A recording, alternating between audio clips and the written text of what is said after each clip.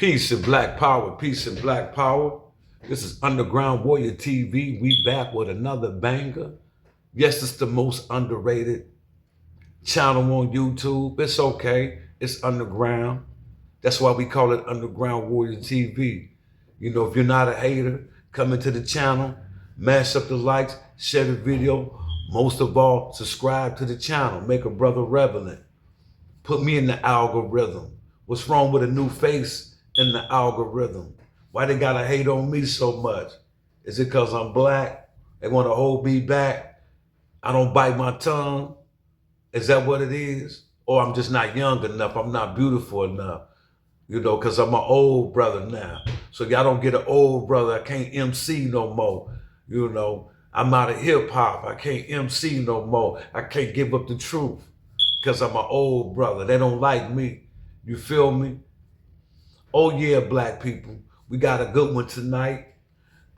Nicki Minaj fans have signed 300, listen y'all, 350,000 people have signed a petition to have our sister Nicki Minaj deported back to Trinidad, her place of birth.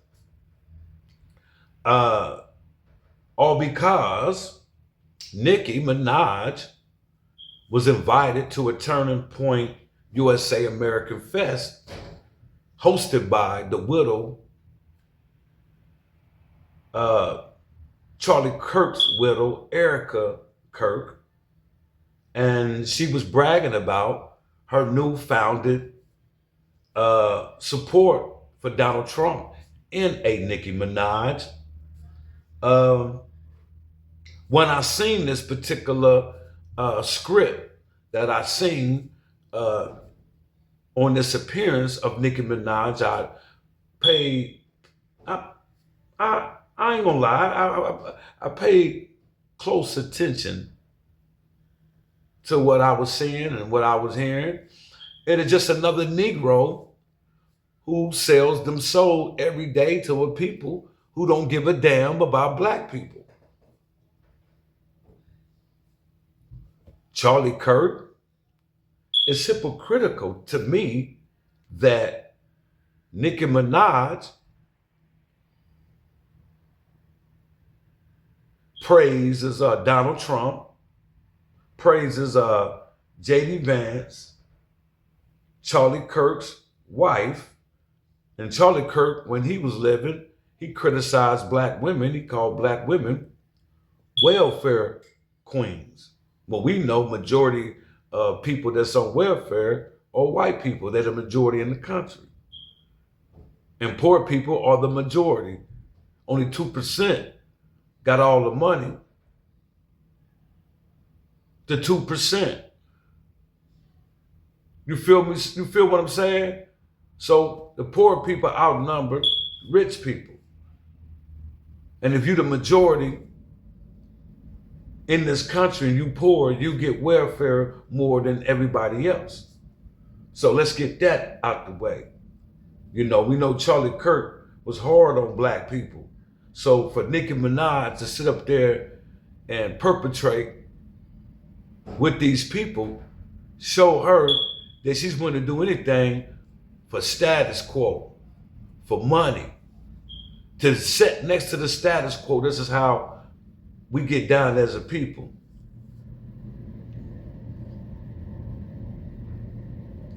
The black woman coming out of slavery suffers from mental illness, prognosis, Stockholm syndrome. Definition of Stockholm syndrome can be described. This is the psychological response a victim develops positive feelings. The victim develops positive feelings towards their captor. They captor or abuser. Over time, symptoms that the victims may suffer from may develop sympathy and loyalty, or even defend their abuser. This is what white people love to hear in black people. You are most intelligent black person when you defend the white supremacist. When Candace Owens first came out, she was considered one of the smartest, intelligent, vibrant black women of all times. She was the greatest because she looked down on black people and praised whiteness, praised white supremacists. Now she's barking up the wrong tree, exposing the white Jews. She don't think these people are white. She think they're a whole new race. And she's barking up the wrong tree. I don't know how she's living this long, but Sister Candace Owens, I don't know if anybody told you that you don't speak ill of the Zion or the Zionist people unless you have some protection. And you surround yourself with the white mega. Your husband is white, but you somewhat trying to get black people to look at another particular race and try to say that white people are not responsible for the slave trade, only the white Jews. We know the white Jews, and we know white people of America was in bed with Great Britain to enslave Africans. So no white people is exempt. The Irish is not exempt. The British is not exempt. The Spaniards is not exempt. What is Candace Owens talking about? She's just another sellout black woman that suffers from Stockholm Syndrome. Go look up Stockholm Syndrome. There are more definitions. But black people fit the criteria of this mental illness. Nicki Minaj is not the first sellout and won't be the last sellout. You have to go back in history to recognize who these people are. Malcolm X told you, never look to an entertainer as an instrument of liberation. Never look to an entertainer. There are tools and puppets of the American government. So,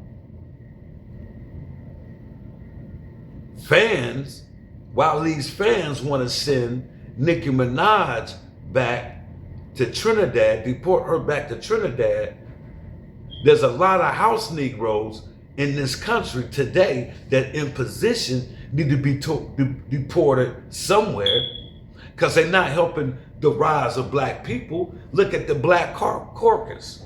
If you want to deport somebody, what have the Black Caucus did for the rise of black people in this country? What have black entertainers? Let's hold all black entertainers to the fire.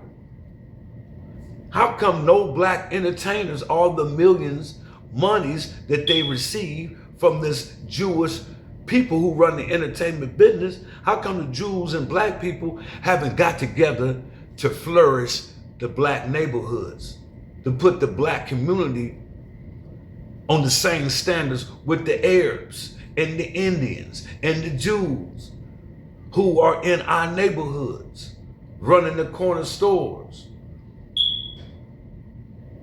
running all the businesses in the ghetto?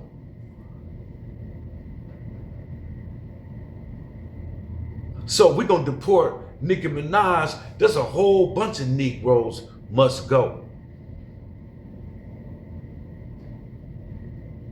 You know what I'm saying? You know, we can go back in history of black women who bat for the United States government against black people, the black man in general. That is a weak black woman.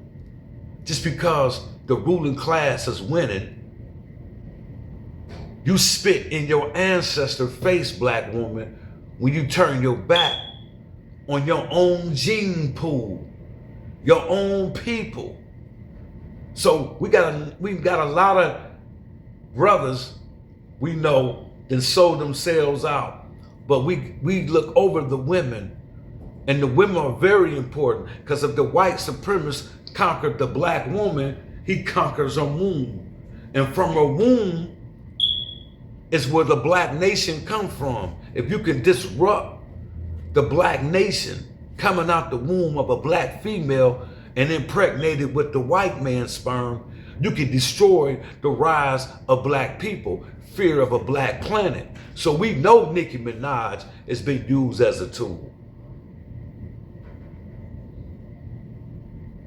Who is Eunice Rivers, a black health care nurse who was in the South of Alabama, who helped administer one of the most notorious and unethical medical studies?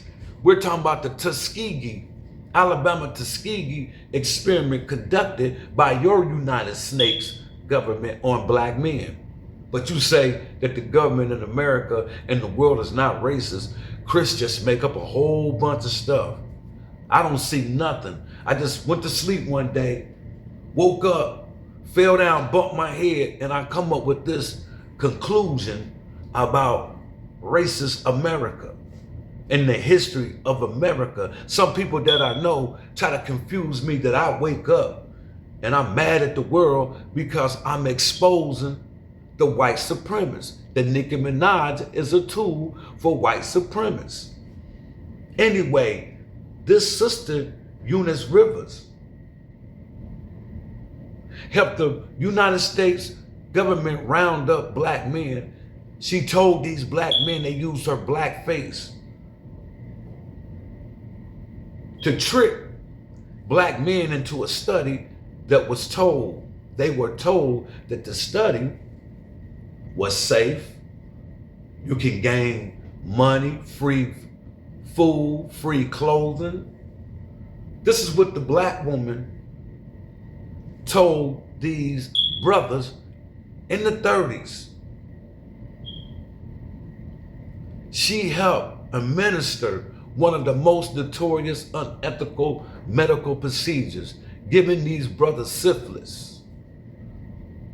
Watch these brothers deteriorate.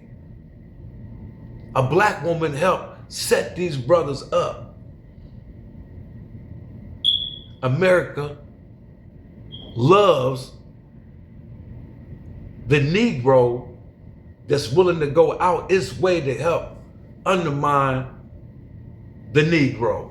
It doesn't make sense. Eunice Rivers, I got a video on her that I want y'all to check this out.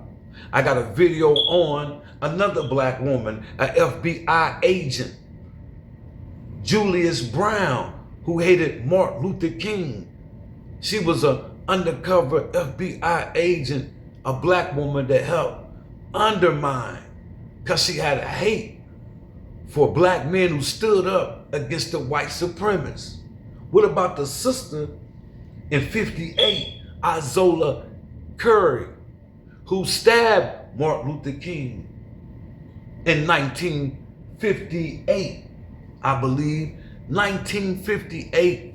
She stabs Martin Luther King. I think she thought Martin Luther King was attacking her slave master. That is the psychological damage slavery has done to the black people. So black women think they doing something cute by supporting the white supremacist agenda. Check these videos out and I'll be right back.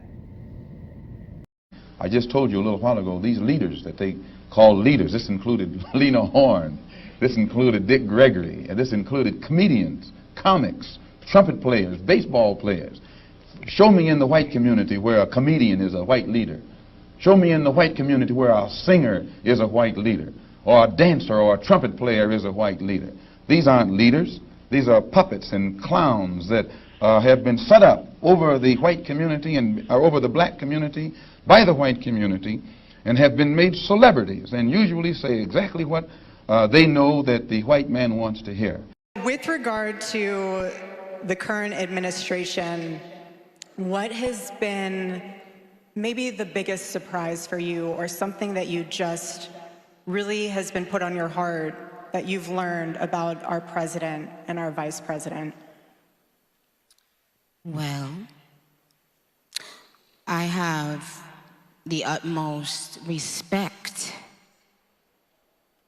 and admiration for our president.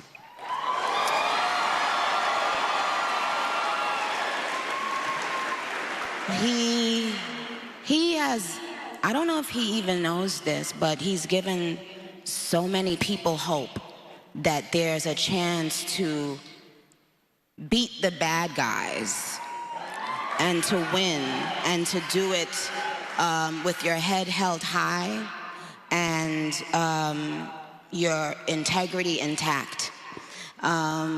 He's from Queens, New York, like me. So, but what it's shown me personally is sometimes, you know, even in the worst feeling times in your life, you think that you're never gonna come back from it, but you do. And our president shows that. He's been through every single thing a person could be through publicly, having to constantly be lied on. It's not really that funny until you are in that person's shoes. Rivers became one of the first African Americans to be employed by the United States public health system, thus paving the way for other people of color in this area of service. Rivers started working at the public health system during a time in which the United States was in the worst economic depression in its history. Beginning in 1932, Eunice Verdell Rivers worked for the United States Public Health System on the study of untreated syphilis in the Negro male in Macon County, Alabama, popularly known as the Tuskegee Syphilis Experiment. She is best known for her work as the coordinator of the Tuskegee Syphilis Experiment from 1932 to 1972. The Tuskegee experiment was an inhumane study that deliberately allowed black men to develop a painful disease when there was a cure. Rivers recruited 399 African American men with syphilis for the study and worked to keep them enrolled as participants in the program. In return for her participation, the study supposedly offered participants free medical care, which Nurse Rivers provided. Rivers was the experiment's only consistent full-time staff member. Eunice Rivers held the crucial task of playing the liaison between the predominantly white medical staff and the African American patients. She was responsible for keeping track of the study subjects and ensuring that the study could have access to the autopsies of the dead. Within the first 20 years of the study, Rivers approached 145 families and obtained autopsy rights from 144. Her work was essential to the progression of the study. Although the study was initially planned to run only 6 months, it eventually extended to 40 years.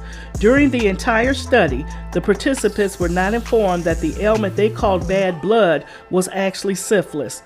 The black man saw a familiar face in Eunice Rivers, backed by a reliable government program, and felt comfortable receiving the free treatments. The participants were treated with ineffective medicines such as aspirin. However, even after the 1940s, when the discovery of penicillin offered a reliable and safe cure for the disease, study participants still did not receive treatment for syphilis. After the New York Times and Washington Post revealed that study participants had been allowed to suffer rather than receive a known safe treatment, the Public Health Service ended in 1972. Historians have offered a variety of interpretations as for why Rivers continued her role in the project, which by modern standards of medical ethics was completely unethical. Once the news of the unethical treatment of participants in the Tuskegee study was exposed in 1972, Rivers retreated into silence. Some see her primarily as a dedicated nurse, willing to follow any orders to keep treating her patients. Others see her as a race traitor who used her education and class power to keep her job and sell out the rural men she was caring for. September 20th, 1958. A bustling department store in Harlem, New York. Dr. Martin Luther King Jr., a rising leader in the civil rights movement, is signing copies of his first book, Stride Toward Freedom. The room is filled with excitement and admiration as people line up to meet the man who had already sparked a revolution. But among the crowd, there is one person with a very different plan. A 42-year-old woman named Izola Curry steps forward. She's nervous, but determined. She looks Dr. King in the eye and asks, "Are you Martin Luther King?" Before he can even finish his response, she pulls out a steel letter opener and drives it into his chest. The room freezes. The letter opener is lodged deep, so close to Dr. King's heart that one wrong move could be fatal. But who was Izola Curry? And why would she attack a man devoted to peace? Izola Curry was born in Georgia, an African-American woman who had faced hardship her entire life. She moved to New York City in search of work, but things didn't get better. Plagued by paranoid schizophrenia, she became convinced that Dr. King and the NAACP were conspiring against her. Her delusions told her that King was the reason she couldn't find work, the reason her life was falling apart. Police quickly subdued Curry, finding a loaded revolver in her handbag. She had come prepared to take Dr. King's life, but the immediate concern was saving King himself. The blade was dangerously close to his aorta. Doctors warned that even a sneeze could rupture the artery and kill him instantly. After hours of delicate surgery, the letter opener was removed, and Dr. King's life was saved. The world breathed a sigh of relief. Later, reflecting on the incident, King said, "If I had sneezed, I would have died." His survival felt nothing short of miraculous. And what happened to Izola Curry? She was arrested, but deemed mentally unfit to stand trial. Diagnosed with paranoid schizophrenia, she spent the rest of her life in a psychiatric hospital. Her attack was not born out of hatred for King's mission, but from the torment of her untreated mental illness. A tragic story within a larger tragedy. Despite this near-death experience, Dr. King's commitment to nonviolence never wavered. In an extraordinary act of grace, he publicly forgave Izola Curry, saying her actions were a result of a deranged mind, not malice. This was just the first of many threats Martin Luther King Jr. would face in his lifetime. But this moment in 1958 revealed his remarkable courage and humanity. Even as he stood at the edge of death, Dr. King's resolve to fight for justice and to forgive shone brighter than ever. Well, I say it is frightening, and it should be frightened to the entire American people that he has demanded $10 billion. And if he doesn't get it, then there may be riots this summer. Martin Luther King is nothing but a blackmailer, and he should be arrested for blackmailing because he certainly has blackmailed the United States government. There's one thing that bothers me, and that, as a Negro yourself, why do you talk so bitterly against Martin Luther King and a lot of these other people of your race? Well, let me tell you something. I don't put my race before I do my country. Being a Negro woman doesn't matter to me who is a Negro or who is a white person. If they are enemies of our country, then they are certainly my enemies too. Black family, is Nicki Minaj being used as an instrument, a puppet for the United Snakes of America? Nicki Minaj has spoken out against the so-called Christians that are being attacked in Nigeria. We know Donald Trump don't give a damn about Africans killing Africans, blacks killing blacks in Nigeria. Nicki Minaj is a puppet, an instrument, just like Malcolm said about entertainers. They're puppets. So you want to sign a petition to send Nicki Minaj back to Trinidad? What are we going to do? What are we going to do with the rest of these house Negroes, these sellouts? A house nigga's born every day. Every day. Nicki Minaj talks about the Christians being persecuted.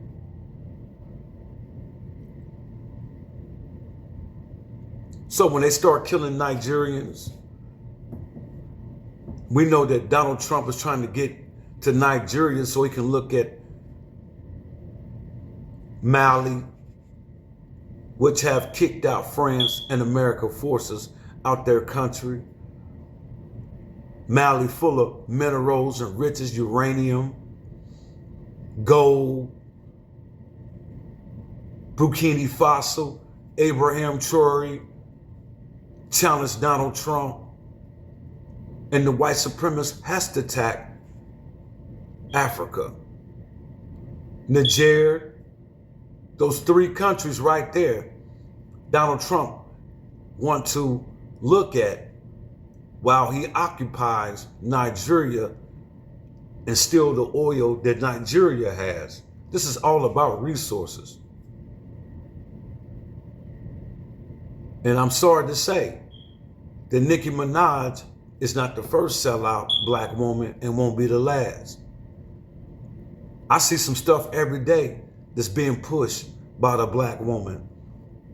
It's an agenda. The black woman online, on social media, spewing out disrespect towards the black nation by asking white men to come sleep with her. Asking white men, do they date black women? I see these constant ads, and it's done on purpose to corrupt the minds of the young black girl to grow up and date white men. Why?